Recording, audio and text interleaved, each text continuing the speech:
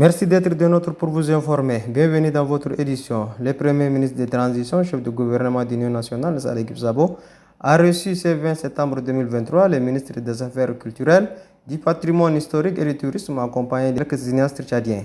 Au menu des échanges, le développement du cinéma au Tchad. Suivez un extrait du ministre des Affaires culturelles, du patrimoine historique et du tourisme, Abakar Teguil, au sortir de l'audience. Nous étions reçus par le Premier ministre, chef de gouvernement de l'Union nationale, pour effectivement parler du développement du cinéma. Le secteur du cinéma ou même le secteur de la culture en général doit vraiment être développé. Nous avons fait un cri d'alarme par rapport au développement du secteur du cinéma. Le Tchad est pays invité d'honneur de la 26e édition de FESPACO en 2025. Cette invitation où le Tchad doit prendre part, doit se préparer dès maintenant pour effectivement présenter des films compétitifs à la compétition de FESPACO à Ouagadougou. Et le Premier ministre nous a rassuré que le gouvernement accompagnera les artistes et surtout les cinéastes pour dignement représenter le Tchad au FESPACO. Et puis à New York, le ministre des Affaires étrangères des Tchadiens de l'étranger et de la coopération internationale, l'ambassadeur Mamadou Saleh Anedif, a participé à une réunion des ministres des Affaires étrangères des pays voisins du Soudan. Suivez un extrait du ministre des Affaires étrangères, l'ambassadeur Mamadou Saleh Anedif.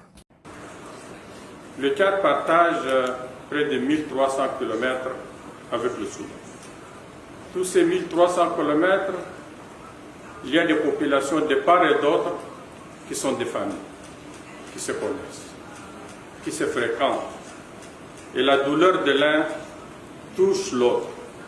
Et c'est pour cela que nous étions le premier, le Tchad, à anticiper ce conflit. C'est depuis le mois de janvier 2023 que nous avons convié les responsables soudanais pour leur dire qu'il faut arrêter. Nous sentons les prémices d'une guerre. Nous sentons les prémices d'un conflit. Malheureusement, nous n'avons pas été entendus et le 15 avril, ce que nous redoutons est arrivé. Maintenant, nous sommes en train de nous pencher sur les conséquences de ce conflit.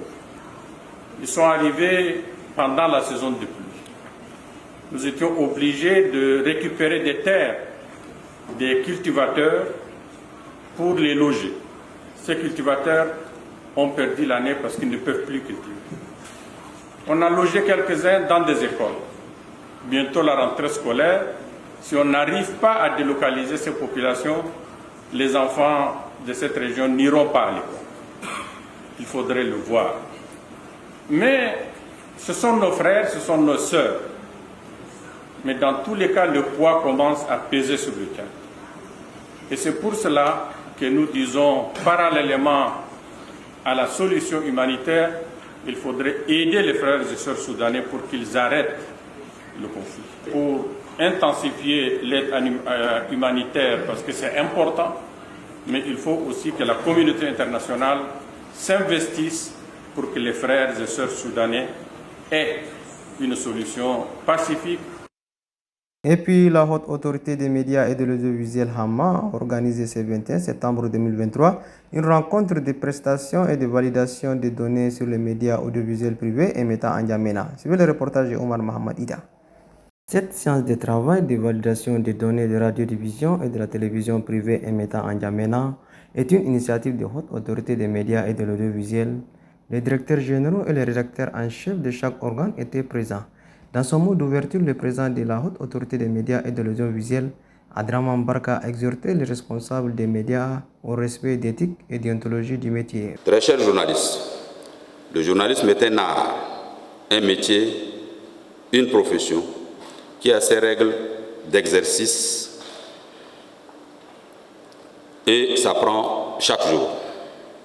Ceux qui y ont été spécialisés ont le droit de le protéger, même s'il faut par ailleurs y faire de la place, pas aux racketteurs, y compris ceux formés en journalisme, mais à ceux qui en ont véritablement la vocation. Souhaitez-vous au contraire que le journalisme soit un métier où chacun peut entrer et y imposer ses règles d'arnaque au lieu de se soumettre au code d'éthique et de la déontologie du journaliste que vous vous êtes donné? C'est l'occasion désormais de mettre fin au désordre avec la contribution de ceux parmi vous qui tiennent encore au professionnalisme du métier. Personnellement, j'agirai pour la profession autant, sinon plus, que lorsque les confrères ont décidé unanimement de me porter à la tête de l'Observatoire de la déontologie et du journalisme, de l'Observatoire de la déontologie et de l'éthique des médias au Tchad. C'est effectivement pour arrêter définitivement ces désordres que la Hama s'est engagée dans l'assainissement du secteur par un recensement des médias publics et privés depuis juillet 2022, avec des descentes d'inspection sur le terrain et la réactualisation continue des données jusque-là. Notons qu'après la vérification des données présentées par l'équipe des Hama, les responsables des médias ont validé. Je vais fermer cette édition. Merci de l'avoir suivi. À demain, Inch'Allah.